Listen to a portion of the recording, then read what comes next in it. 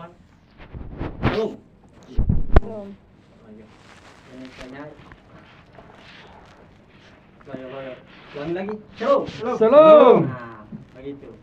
Biar walaupun sudah malam begini, tapi kita harus semangat. Boleh saya minta Bapak dan saudara-saudara berjabat tangan dengan saudara-saudara yang ada di sekitar kita dan memberikan senyuman yang paling termanis. Oke, siap.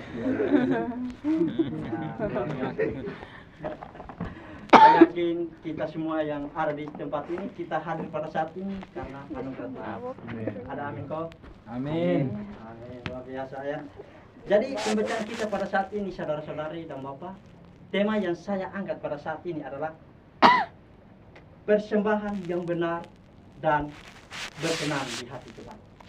Persembahan yang benar dan berkenan di hati Tuhan. Nah, pada pembacaan kita pada saat ini, Bapak dan saudara-saudari yang terkasih dalam Tuhan kita Yesus Kristus, menceritakan tentang dua orang kakak beradik, yaitu Kain dan Habel. Kakaknya adalah Kain, adiknya Habel, dan mereka ini punya bapak namanya siapa? Adam, dan ibu namanya Hawa. Sedangkan pekerjaannya si Kain ini adalah seorang petani, dan pekerjaannya Habel adalah seorang pengembala kambing domba. Jadi Bapak dan saudara-saudara, awalnya mereka ini mempersembahkan korban persembahan kepada Tuhan. Nah, pada zaman itu Bapak dan saudara-saudara, belum ada gereja kesama kita sekarang ini, belum ada sama kita sekarang ini, kita berbondong-bondong semua ke gereja, belum ada. Tapi pada zaman itu hanya mereka membangun mezbah dan mereka membuat korban persembahan kepada Tuhan, atau mereka beribadah kepada Tuhan. Namun yang menjadi pertanyaan bagi kita, Bapak dan saudara-saudara, menjadi pertanyaan bagi kita, mengapa korban persembahannya Kain ditolak sedangkan korban persembahannya diterima? Padahal mereka ini punya besar dari satu keluarga yang sama, dan mereka ini mempersembahkan korban persembahan kepada Allah yang sama. Tapi kenapa satu ditolak, satu diterima? Alasan kenapa?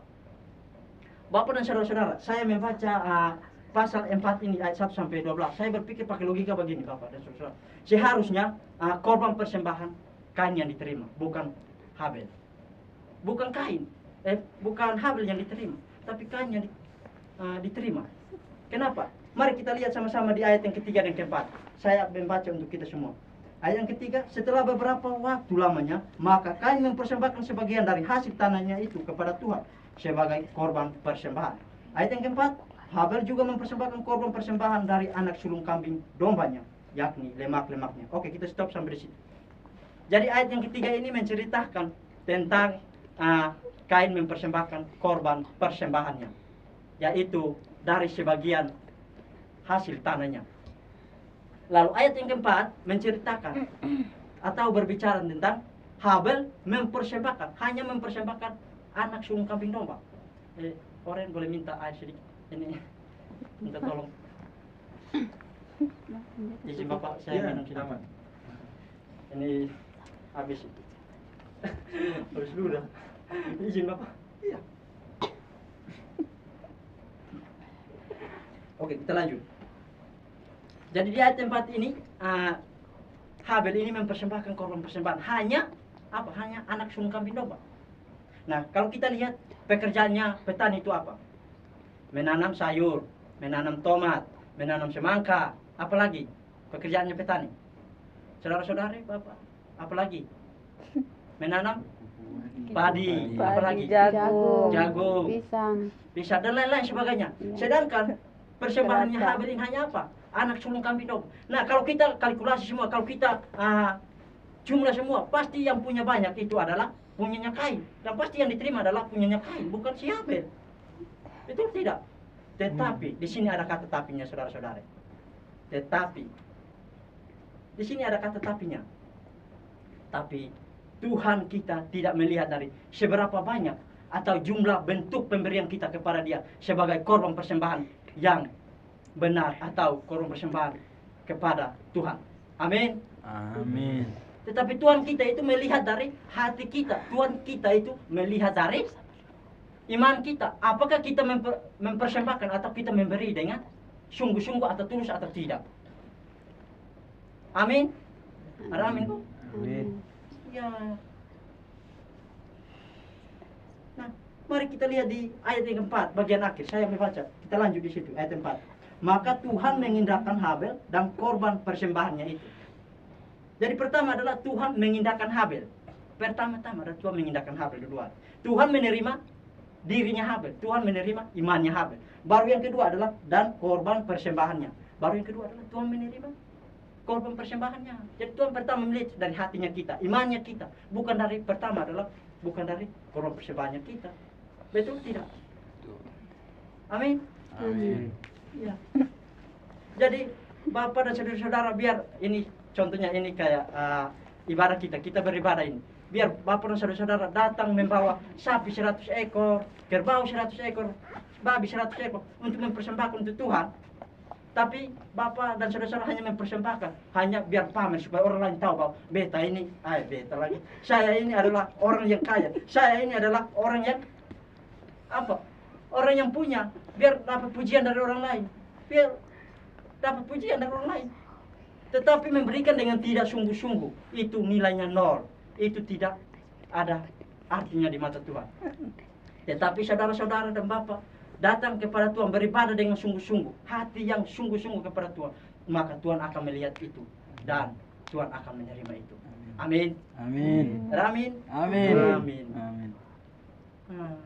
Jadi yang menjadi pertanyaan bagi kita Bapak dan saudara-saudara, apakah dari sejaknya kita lahir sampai sekarang ini, apakah kita sudah memberikan persembahan yang terbaik untuk Tuhan atau belum?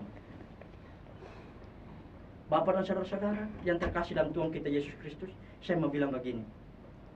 Tidak semua orang datang kepada Tuhan diberkati oleh Tuhan.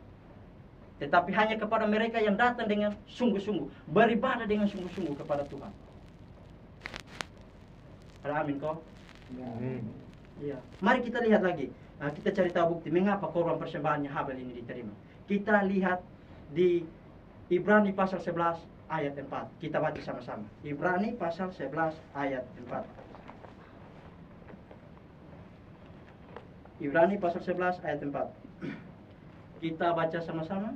3, 2, 1. Karena iman Habel telah mempersembahkan kepada Allah korban yang lebih baik daripada korban Kain. Dengan jalan itu ia memperoleh kesaksian kepadanya bahwa ia benar.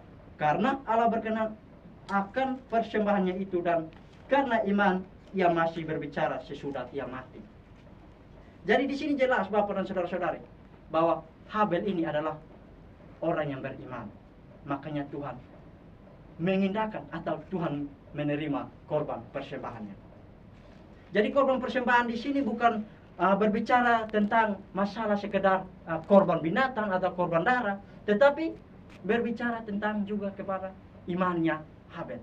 Di mana iman ini sebagai bentuk kepercayaannya Habel kepada Allah.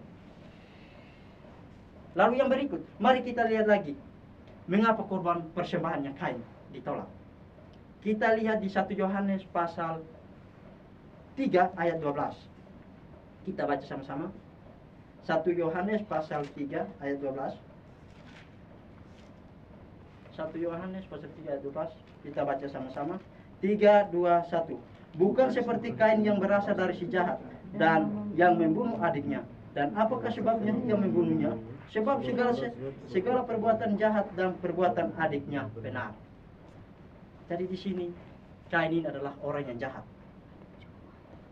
Dia ini bukan orang yang baik-baik. Bukan dikatakan bahwa dia ini jahat ketika setelah membunuh adik Habelnya baru dia ini adalah jahat. Bukan seperti itu. Tetapi dari sejak kecil sampai besar dia punya karakter, perilaku yang tidak sesuai di hadapan Tuhan, tidak baik di mata Tuhan. Makanya korban persembahannya ditolak.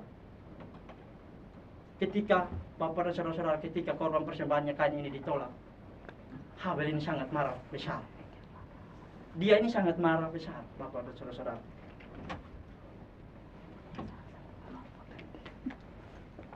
Dia ini sangat marah besar. sama seperti kita juga, Bapak dan saudara-saudara. Ketika cinta kita kalau ditolak, bagaimana rasanya? Pasti sakit toh. Ketika kita suka dengan seseorang, pasti kita tembak dan kita ditolak, pasti rasanya sakit. Mungkin ada di sini, ada yang cintanya sudah pernah ditolak? Tidak. Tidak. Tidak ada. Saudara. Tidak ada ya? Tidak ada saudara sendiri. Oke. Jadi Bapak dan saudara, ketika Habelnya Kain, persembahannya Kain ini ditolak, dia ini sangat marah berat. Dia ini sangat panas hati, sangat marah besar. Dan juga dia iri kepada adiknya. Sehingga Tuhan mengetahui itu dan dia mengingatkan kepada Kain supaya dia jangan berbuat jahat. Tetapi Kain ini tidak dapat menguasai dirinya dan suatu saat dia sengaja mengajak adiknya pergi ke satu padang, lalu dia membunuh adiknya di situ. Lalu Tuhan tahu dan Tuhan bertanya kepada dia. Mari kita lihat di ayat yang ke-9, kita lihat ayat ke-9. Firman Tuhan kepada Kain, di mana Habel adikmu itu? Jawabnya, aku tidak tahu. Apakah aku penjaga adikku? Malah dia di sini, dia malah menyangkal sekali. Mungkin saya lihat waktu juga, jadi saya juga buru-buru biar lebih cepat karena masih banyak 3 orang lagi. Oke. Jadi Bapak dan saudara-saudara, sama seperti kita sekarang, zaman modern sekarang ini, hanya gara-gara warisan, banyak orang di luar sana, satu tidak kenal satu. Kakak beradik kandung, satu baku bunuh, satu baku marah. Ini gara-gara warisan. Betul kok Sonde? Betul. Betul atau tidak? Betul. Ande. Lalu poin yang kedua, ini cepat ini. Apa wujudnya kita yang kita lakukan dan berikan hari-hari ini sebagai korban persembahan yang benar dan berkenan di hadapan Tuhan? Mari kita lihat di Roma pasal 12 ayat 1. Saya minta saudara Oren membaca untuk kita semua. Roma pasal 12 ayat 1. Roma. Karena itu saudara-saudara, demi kemurahan Allah aku menasihatkan kamu supaya kamu mempersembahkan tubuhmu sebagai persembahan yang hidup, yang kudus dan yang berkenan kepada Allah. Itu adalah ibadahmu yang sejati. Nah, di sini apa maksud ibadah yang sejati? Apa maksudnya ibadah yang sejati? Ibadah yang sejati adalah kita mempersembahkan tubuh kita sebagai ibadah yang sejati. Kita mempersembahkan seluruh kehidupan kita kepada Tuhan supaya hidup kita berkenan di hadapan Tuhan. Ya, ini semua habis. Nah, jadi firman yang kita baca pada saat ini mengajarkan kepada kita supaya kita tetap terus berbuat baik dengan semua orang. Dan kita jangan iri hati ketika perbuatan baik kita terbalas dengan tidak sesuai dengan harapan kita. Amin. Tuhan Yesus memberkati kita semua. Amin. Amin. Dalam nama Yesus. Hancurkan.